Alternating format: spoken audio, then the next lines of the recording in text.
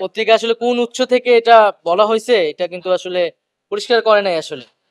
আর এই ধরনের কোনো সিদ্ধান্ত আসলে এখনো হয় নাই, এবং এটা এরকম যদি হয় সেটা আমরা নিজেরাই এটা বলবো, এবং রাজনৈতিক দলে অংশগ্রহণ করার মতো পরিস্থিতি হইলে আমরা সেটা সরকার ছাড়ার সিদ্ধান্ত নিলে আমরা এটা আনুষ্ঠানিকভাবে বলবো। সেরকম কোনো সিদ্ধান্ত এখন পর্যন্ত আমার জায়গা থেকে বা আসিফের জায়গা থেকে আমি যতটুকু জানি যে এরকম হয়নি।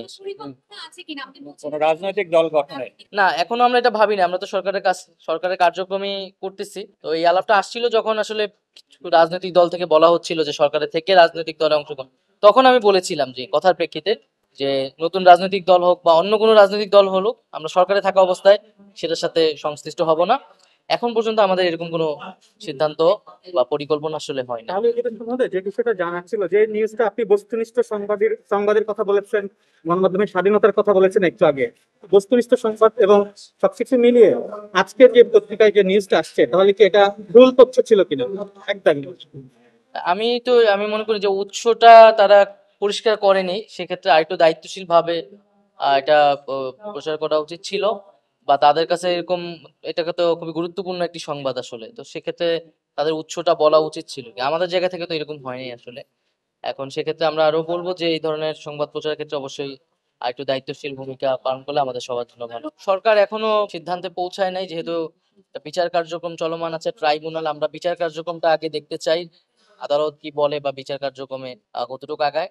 আর রাজনৈতিক দলগুলোর সাথে আলোচনার বিষয় আছে, কারণ এটি একই সাথে এটি কেবল আইনগত সিদ্ধান্ত না, একটা রাজনৈতিক সিদ্ধান্ত।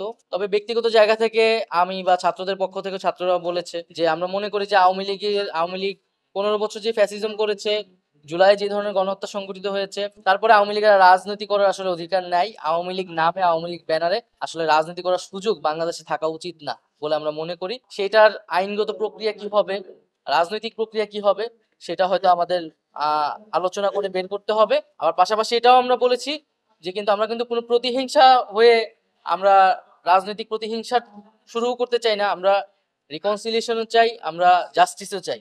ফলে যারা সন্ত্রাসী কার্যক্রমের সাথে জড়িত ছিল না, যারা করাপশনের সাথে জড়িত ছিল না, এরকম যারা সমর্থক গোষ্ঠী আছে, নেতাকর্মী আছে, তারা সাধারণ ক্ষমা পেতে পারে। তাদেরকে সমাজে একটা রিকনসিলিয়েশনের ব্যবস্থা থাকতে হবে, নাহলে সমাজকে আমরা বিভাজিত অবস্থায় রাখতে পারি না। আমরা তো আলোচনায় আছি এবং সরকারের জায়গা থেকে সরকারের সম্পূর্ণ প্রস্তুতিও আছে। এখন এটা রাজনৈতিক দল বিএনপি এখানে দেরি করতেছে বা তারা একটু সময় চাচ্ছে, তো আমরা সেই সময়টাও তাদেরকে দিয়েছি।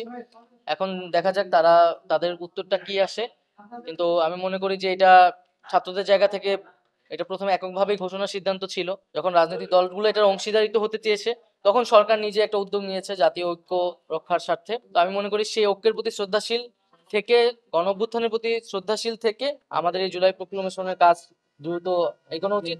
সরকারের জায়গা থেকে কিন্তু সরকার দেখুন প্রস্তুতি, সব ধরনের প্রস্তুতি নেওয়া। তারা বলেছে তারা দ্রুত সময়ের মধ্যে, তাদের একটা মিটিংও হয়েছে যে তারা কিছু নীতিগত সিদ্ধান্ত নিয়েছে।